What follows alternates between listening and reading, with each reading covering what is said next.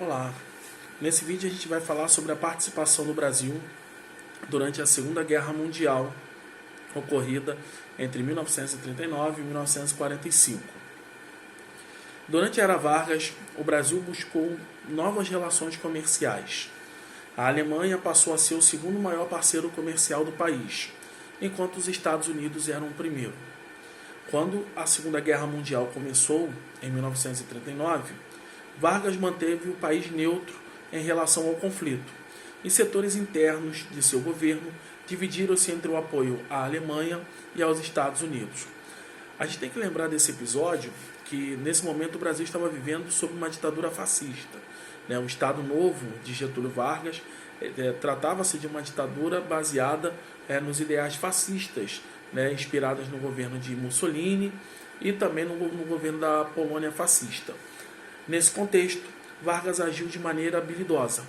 Ele tinha a intenção de criar a Companhia Siderúrgica Nacional, visando a soberania nacional no ramo industrial e ao desenvolvimento econômico.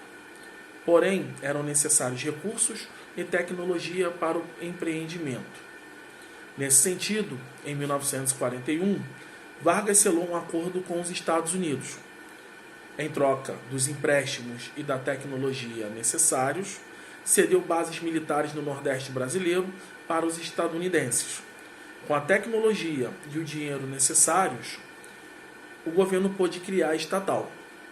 Ao final desse mesmo ano, os japoneses atacaram a base naval de Pearl Harbor, no Havaí, fazendo com que os Estados Unidos entrassem na Segunda Guerra.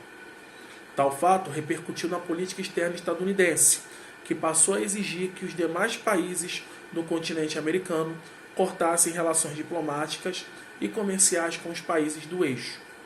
O governo brasileiro, então, acabou interrompendo relações com a Alemanha no início de 1942. Diante do ato, os alemães efetuaram ataques submarinos e afundaram vários navios mercantes brasileiros. A sociedade brasileira, de modo geral, reagiu. Muitos clubes, comércios e residências de imigrantes ou pessoas de origens alemã e japonesa foram violadas, saqueadas ou destruídas. A população tomou as ruas e fez manifestações que exigiam que o governo declarasse guerra aos países do eixo.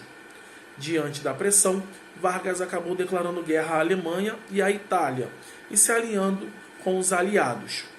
Quando a Segunda Guerra Mundial iniciou, a sociedade brasileira não acreditava que o Brasil entraria no conflito. Uma frase recorrente era de que era mais fácil uma cobra fumar do que o Brasil entrar na guerra. Em 1943, foi criada a Força Expedicionária Brasileira, a FEB, força militar que atuou na guerra. Porém, era necessário preparar o exército brasileiro. Os Estados Unidos forneceram tanto material bélico como treinamento militar, para que as tropas brasileiras tivessem um bom desempenho no conflito. A partir de 1944, então a cobra fumou. A FEB enviou mais de 25 mil homens para combater na Itália.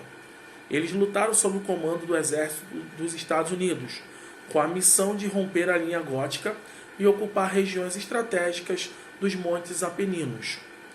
Parte da campanha foi realizada no inverno, e as baixas temperaturas castigaram muito os brasileiros.